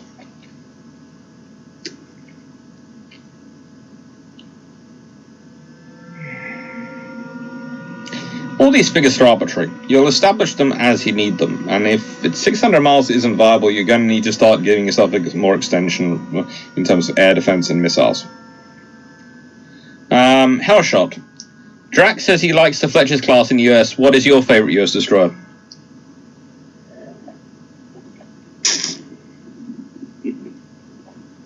Probably the Fletchers as well, honestly. I like them as a combination. For the US Navy, they're very good destroyers. I wouldn't like them for the Royal Navy, but for the US Navy, I'd like the Fletchers. Paul from Chicago. Why does the RN get wrong the use of fleet carriers against U-boats and lead up to World War use in World War II? Right, so, okay. The Royal Navy doesn't get this wrong. I do agree the Royal Navy shouldn't be using aircraft fleet carriers versus submarines for sub-hunting. But they need to have a carrier with the force for submarine hunting because of their exercise experience and other things.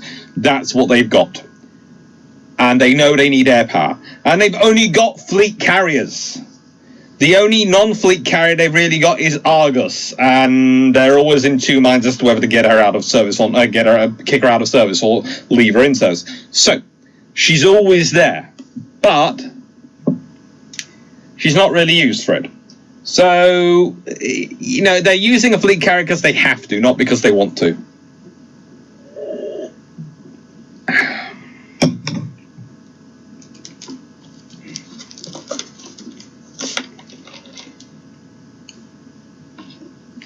And at Jeff Beeler, Portugal, I think, well, thanks for agreeing with me.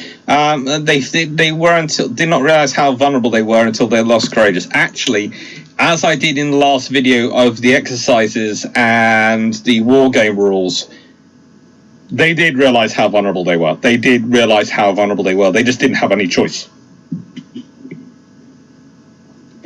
Bijan, what type of navy should Taiwan have to counter China?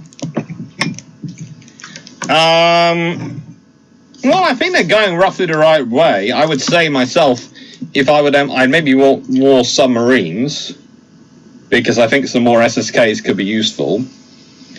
I would certainly be trying to establish naval bases further away in the Pacific that I could send submarines to rearm away from Taiwan myself. I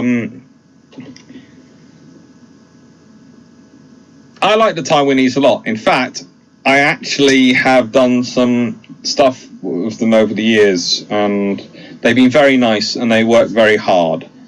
And I can honestly say they are faced with a very, very difficult... They are literally between the Devil and the Blue Sea, as far as they're concerned, and they have a lot of issues to deal with. But they're producing a fairly decent navy for it, and they've got a fairly good idea.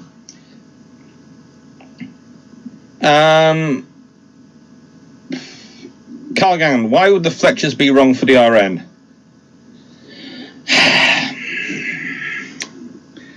The Fletchers for the RN are too cramped and too designed really around the realities of what would become Pacific warfare. The Royal Navy needs something which is far easier to retrofit, reorganize, and a lot. Basically, I would say the Fletcher suits the US and the Tribal suits the RN, and there are differences between the two.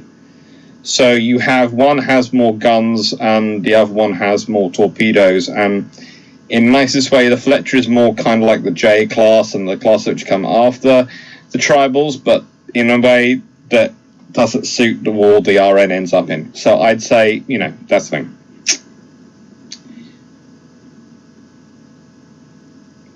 These notes, what's the weirdest result from a fleet exercise?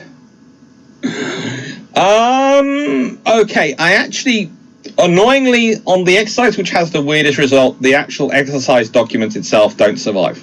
At least I haven't found them, and neither's Phil. But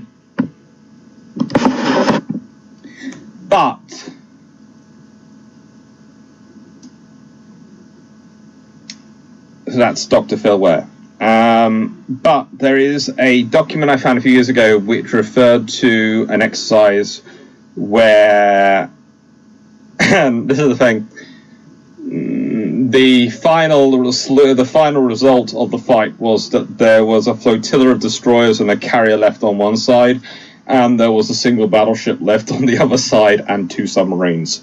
And they, ended up duking it out with, I think, the carrier simulating ramming the battleship. She was going to be destroyed, so she might as well take them with her. Anyway, that was a weird exercise. That was a very, very weird exercise, and that was one of the Atlantic exercises.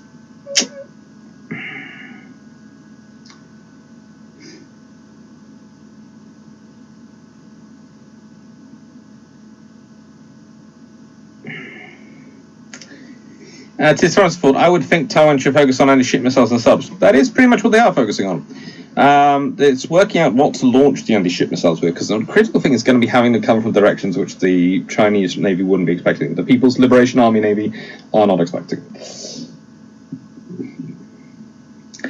Jeff Beeler, I refuse this not smallest cruiser but largest tribal. Possibly. Vitron, they Taiwan still have a World War II USN sub in service. Yes, because it's still useful. Tis Francis' fault. Dense missile protection and rely on the US for other naval support. Jeff Beeler, post-World War II, it's HMS Devonshire pretending to be a cruise ship to penetrate its defense perimeter. Look, that was Spring Train, and even worse, that involves Sandy Woodward doing the most racist accent ever known to mankind. But he did it, and it worked. Which either says something about the US Navy or how busy they were at the time, or says something about, I don't know what the international translation in English was. Mrs. Francisville, do you think it's needed to replace Trident to Trident 2, considering Polaris missiles are predicted to be obsolete by 2030? We currently have Trident. Yeah.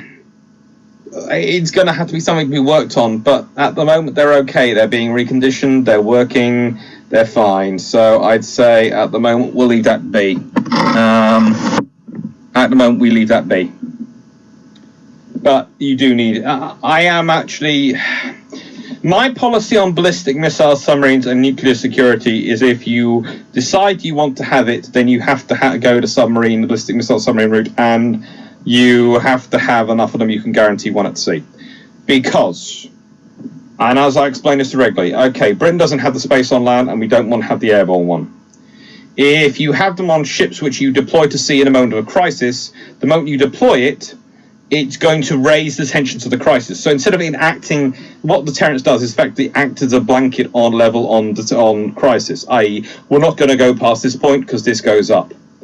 And now you have the thing of the Prime Minister, if you don't have a guaranteed one at sea, you have the thing that the Prime Minister, no matter how quietly they want to in this modern age, has to deploy the ballistic missile submarines to sea, whichever one's available, to sea.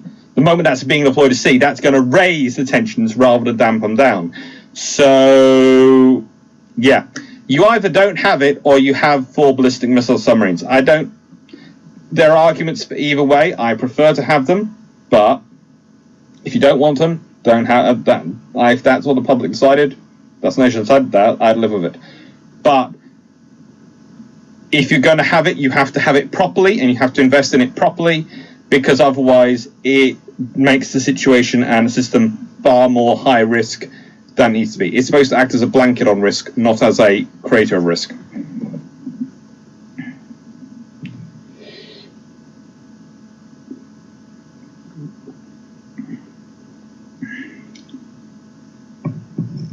Greg Skowski, was that an exercise or a round of World of Warships? Actually, it was an exercise. It was an exercise. It was taking place at night. Bitchin, how much weight in space did radars add in the 1950s? From my reading, it seemed that you built larger destroyers or have fewer weapons, if anything. The example I will give, which I have sitting around me, my daring class, yes. So, run. This is the daring class as built. This is the daring class once they've had their radars fitted and upgraded.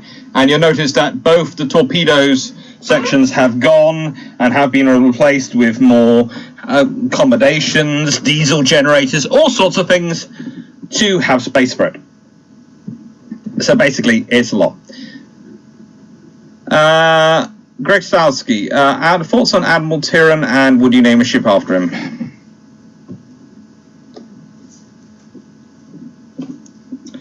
You know, you might as well name a ship after these people. It's always nice to have a ship named after an admiral. These notes. Haven't the British done that a few times? I know there's a situation where a British ship called itself Rawalpindi in an exercise. Yeah, the Royal Navy do like all sorts of weird things. They do. They are, you know, everyone else is dishonourable. Has this idea that the British are very honourable and straight-faced and will never do this stuff, and then the reality is the British will do it quite happily.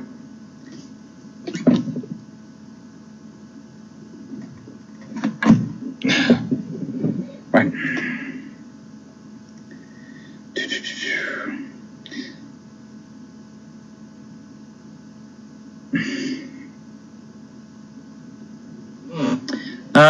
In Carr, were there any World War I British destroyers worth more mothballing like the Town class destroyers? The British mothballed a whole load of World War I destroyers, and they had them in service. The V and W classes were pretty much World War I.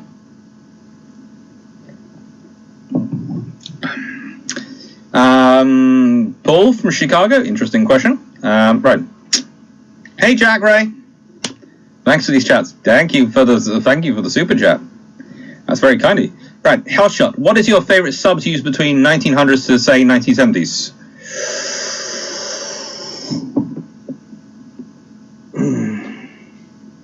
I like the Oberon class. I like the British SSKs. The British SSKs are pretty cool.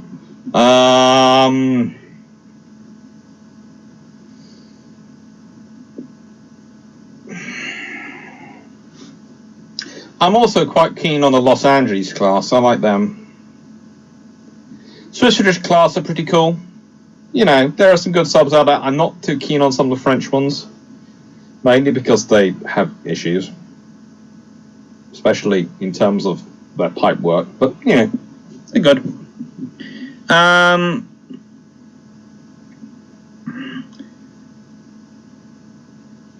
Jeff B, they replaced Trident and sub-launch cruise missiles on the streets. No, that's the idea which always comes up. No. What you do not want to do is have cruise missiles on a submarine which are both nuclear and conventional. You do not, that's the way you get accidental launches of nuclear weapons. You do not do that. You have a nuclear submarine which has the ballistic missiles on and has nuclear weapons on, or you have nothing with nuclear weapons on.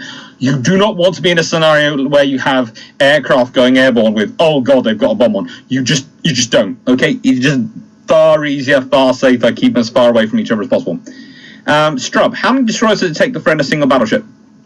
Well, if you consider the example of the Bismarck class, it takes Bismarck. It took 4 during a night plus 1 in reserve. If we take the advantage of the Littorio Veneto versus the HMS Somali, I think it was, it takes 1 tribal destroyer.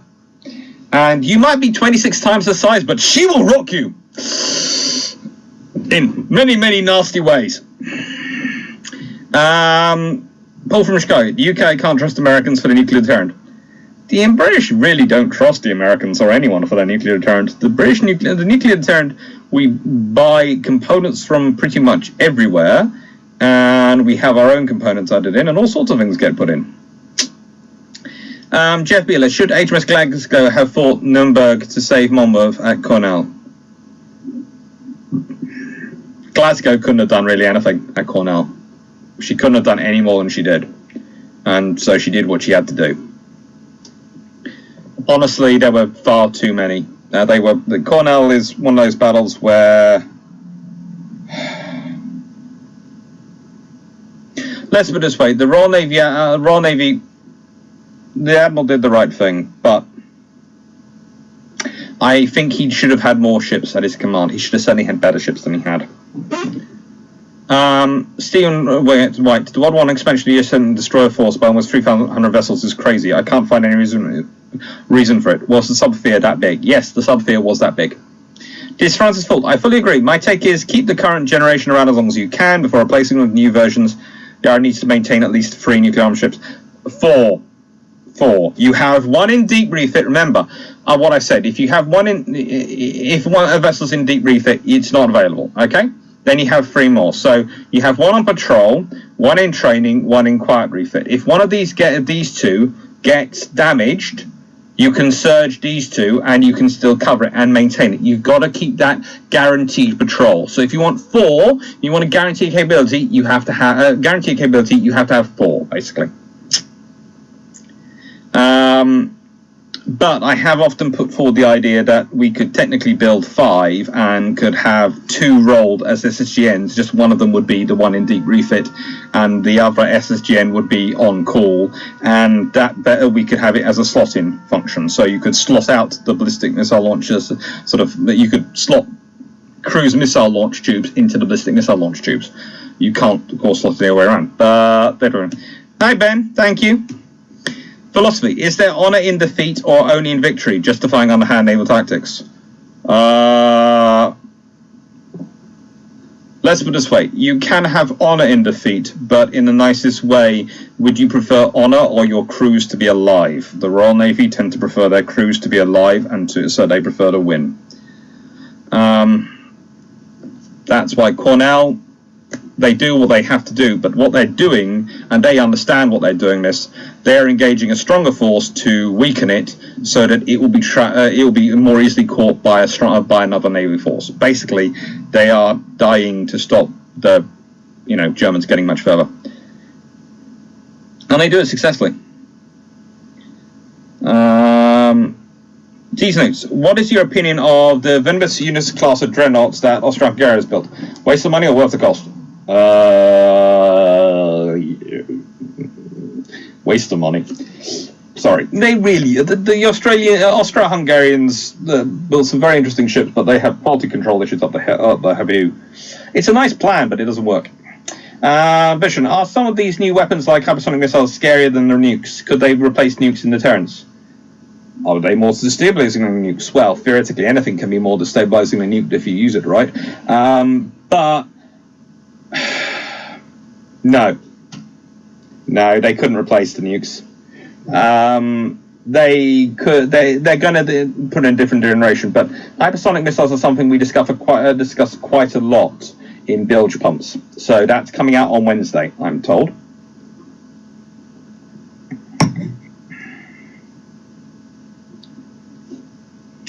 Jeff Beale, HMS Glasgow have fought Nuremberg to save Monmouth at Cornell. Would have been 1-on-1 at night. Does that change your mind? Is the captain too shelter? No.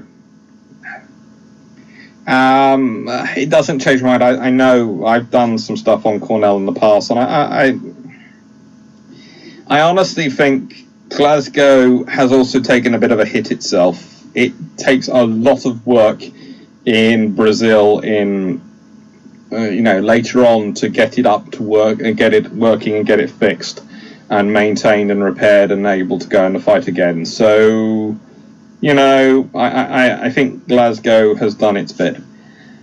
Tis Francis' fault. How catastrophic would it be if the Germans took command of the French fleet in World War II? No Meza Kabir and the French played ball with the Germans. Ooh. That would have been problematic, but thank God for the French quality control, because the Royal Navy could have still sort of survived it. But it would have been very, very problematic. Skipper Africana, was the third war patrol by Mush Morton on Wahoo a war crime? I think so. Could you please compare the World War II belligerent submarines campaigns for legality? That is not a question I'm going to answer sort of quickly off the top of my head. That is something I would want to look into in quite a lot of detail before I made a point on that one. Because I've found in my own experience, I did the legality of some of the Royal Navy issues on another video because it was a presentation I gave in a conference. And quite quickly I found that because of the way and because of the timings of when things have been written, especially war crimes, you have to be careful about what you're calling where. Especially as you cannot, and this was one of the difficulties when they were prosecuting Nuremberg, is that you can't, if you're trying to retroactively convict someone of a law which has only just been created, you can't sort of apply that law retroactively and say that's a war crime, because when they were operating, that law didn't exist. Now, certain law of things you can get away with, the genocide and all these things, they are humane laws. They're considered natural laws. They're considered already existing. They need to be written down. But certain other things, you're on sort of difficult lines, and you need to look at what the exact definitions were going on and what definitions they were operating under. Thank you, Jim. Christian, thank you. Skipper O'Connor has done that one. Jeff Beeler, favourite British carrier aircraft? Hawker Sea Fury. No, you even need to think about that. Hawker Sea Fury. It's my favourite. It's lovely. Although if I'm going for a jet, it's the Vixen. They're cute. Vixens are lovely. I like the twin boom sort of system. I think it looks cool. It's the same thing when we lost got rid of the Ark Royal and Cats and Traps as our sort of the British system. You lost a whole sort of design ethos, which had produced some pretty cool aircraft. Oh, it's rather sad. Fine.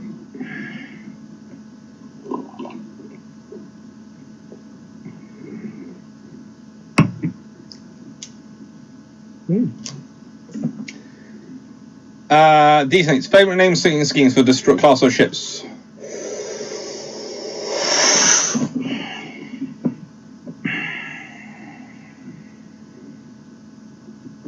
I like them when they're named for battles and things. Hi, Jeff Bueller. Thank you. It's when they're named for battles, when they're named for things which matter, admirals and battles, I like. I'm not quite sure on random names, but I can also understand using daring and decoy, because they're some of the first destroyer names the Royal Navy had. Sea Fury seems to be quite popular. Yes, the 1999 Duke, they did shoot down, they shot down MiG-15 jets. Sakan, have you heard of the abomination that is the H-45 battleship design some person on the internet make? No, not yet, no. I'm going to consider myself good that I haven't. Right. I'm going to be naughty, and I'm going to go away for a few minutes because I need to sort out something because someone's calling for me. But I'll be back shortly, okay? So I'm just going to pause the broadcast, and I'll be back in a